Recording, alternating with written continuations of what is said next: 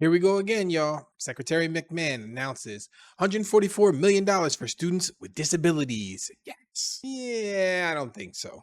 Walk, walk in, chest great, we don't play. Staff talk sharp like a quiz on a Monday. Whiteboard wars, yeah, we grade all day. If you can't take that heat, stay out the hallway. Hey, this is the staff room. Say it loud, say it loud. The staff room. Let's get into it. All right, everybody, welcome back to the staff room. My name is Dr. Matos. If you're new to the channel, please like and subscribe. If you are returning, I appreciate your support. Listen, I hate doing this because right now in the world that we live in, we're so consumed with media that we just want the next fix. It's like an addiction, right? But what we teach in our education is that we have to think critically and we have to dig, we have to research, which is why they don't want us doing it anymore. Right now, while we are sitting on some of the highest budget cuts, especially as it pertains to education of all time, whenever we see something like this, we get happy. But remember that anytime you see something in the headlines, especially today, you have to look under the covers. You got to pop the hood of that car and you got to look deeply into what the fine print says. Because we are not trusting people these days. We are not, especially not trusting the people that are making the decisions.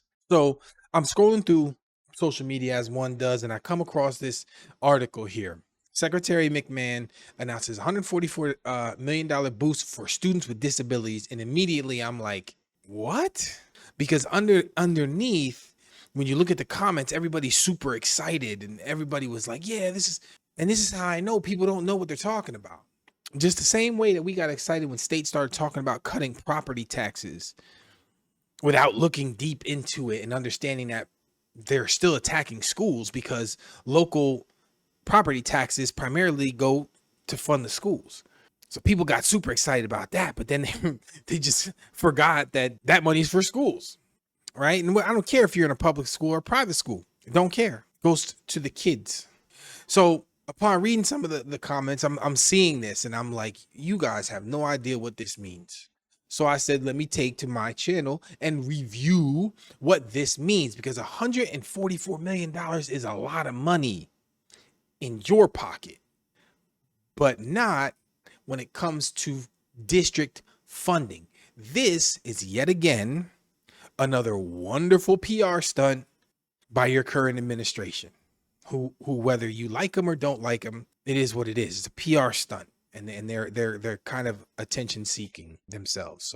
So let me just break this down. Let's read over it really quick so we can kind of understand what's happening, and then I'll go into what the specifics are, as it pertains to IDEA. So today, U.S. Secretary of Education Linda McMahon announces Linda McMahon. What? Oh my God! Why does WWE owner Vince McMahon make you qualified to be a Secretary of Education? But whatever. She announced a $44 million investment by the Trump administration. I don't know what other administration it would be, so I don't know why his name has to be all over everything, to help states expand proven interventions that support students with disabilities. Now, they've done slashed everything else. So I'm trying to sit here well, why would you give any money at all? And $144 million is important because that's nothing. And I'm going to explain to you why that's nothing later. So it says these funds will be awarded this year for state and local agencies to use for Individuals with Disabilities Education Act programs. Okay, so IDEA programs.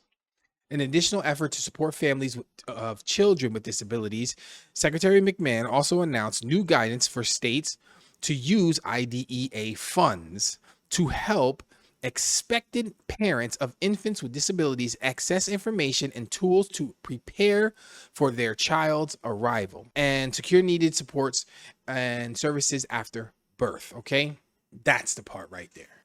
That's the part, because that does not make them students. Now, if we all know there's this whole thing about abortion going on, none of this stuff has anything to do with school, right? They don't want people to get abortions, and I get it. They want They know that a specific population of people is dwindling down, so they want they want to replenish that population, and I think that that's a great idea. I think there should be a strong representation of diverse populations or all ethnicities or all backgrounds within our country. That's what makes us who we are. We're a melting pot.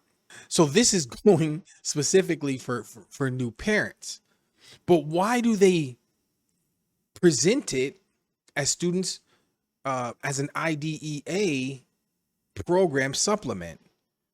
Because it specifically goes to supplement part C. It has nothing to do with the schools. They're just using IDEA to do it. I don't understand why we continue to do this to ourselves. This is why education is important. Okay, let's just look at the background real quick before I give you the number. So background: children and youth ages 3 through 21 receive special education related services under IDEA Part B. Infants and toddlers birth age through 2 and their families receive early intervention services under IDEA Part C. The $144 million investment is distributed across IDEA Part B and Part C programs.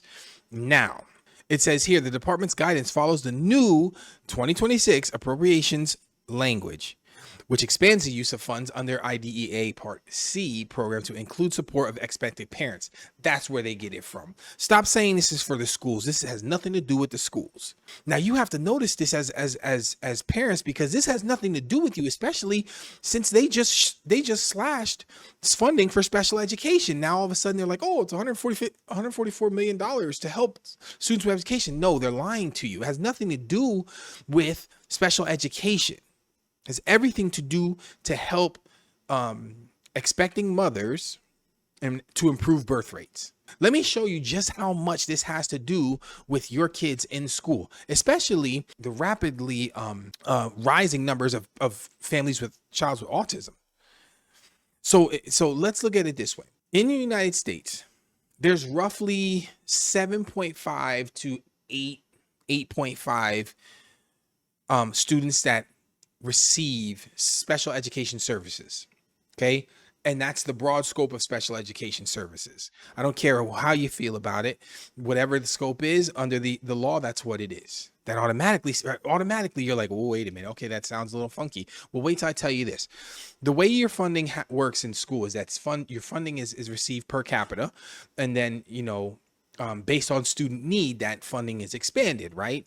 So a child with special needs on the low scale could receive between $20,000 and $25,000 per year. A child on the high needs of the spectrum could receive up to $35,000, right? Some as high up to $50,000. Okay, that's wonderful. But what's $144 million going to do for 7.5 to 8.2 million kids? Was it going to buy them lunch one day?